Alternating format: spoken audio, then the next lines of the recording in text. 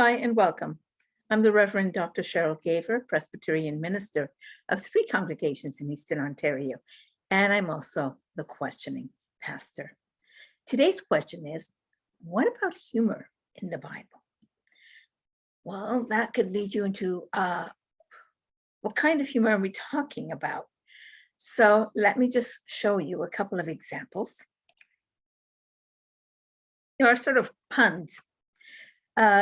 And that's us sort of reading back into the Bible. And of course, it depends on which translation you use. But for example, where is baseball mentioned in the Bible? Give up. In Genesis 1, where it says in the big inning or beginning. Okay. Yes, I know, it's a horrible joke. Now, the one where's tennis mentioned in the Bible? And that's also in Genesis 41, verse 46. Where it's saying that Joseph served in Pharaoh's court. Okay, you have to know something about tennis to know that. Now, the one I like, one of my favorites is, who is the shortest man in the Bible? And there's a few answers. Nehemiah, because he was knee high. Or Bildad, the Shuhite, okay. Or Peter, James, and John, because they slept on a watch. Oh, wait. Had enough? All right. That's one kind of humor, and it's sort of playing on words. But the Bible itself does have it, some of these things too. It's just a little hard for us to understand it sometimes because it's there in the Hebrew and we miss it in the English. One of my favorite stories, because it does show a lot of humor, is the story of the Tower of Babel. So that's in Genesis chapter 11.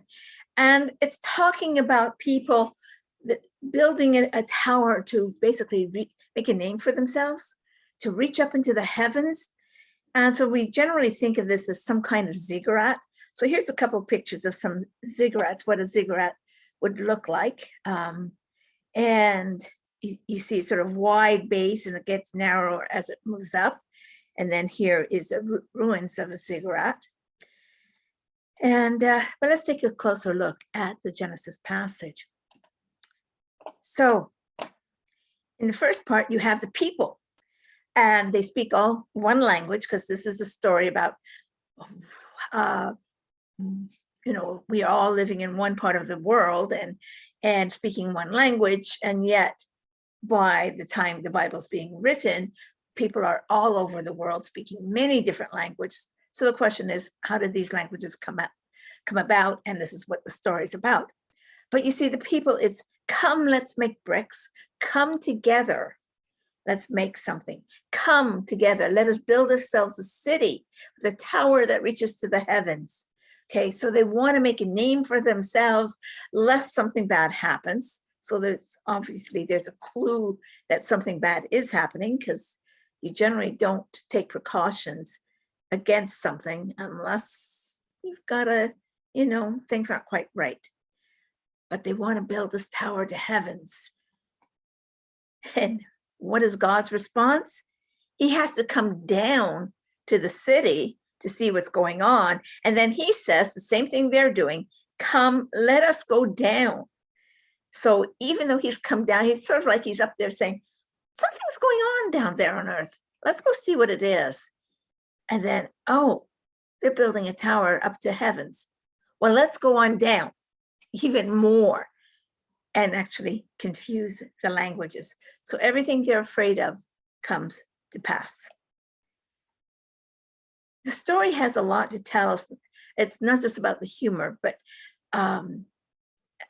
which I still get a kick out of, but also about our desire to build tall things. We want to be the tallest building in the world, or the most impressive, or the strongest, or whatever. And there's I think it's the tallest building in the world, the second tallest, and I'm not sure if that's the third or fourth. I think I might have skipped one when I picked them from the Wikipedia's list of tallest buildings. And you see, it's like, we want that reaching up to heavens, making a name for ourselves that we're the best in the world. and we're so important. And yet, from God's perspective, it's like, oh, something's going on down there. Let's go down and check it out. So our best and most impressive doesn't impress God at all. And that's something that we need to remember always. All these things to be the best, most impressive, the strongest, the number one. God's looking for something else. He judges us by other criteria. And that's something we need to remember and take to heart. So once again, I'm the Reverend Dr. Cheryl Gaver, the questioning pastor, and thank you for joining us today. Take care, God bless, and see you next time.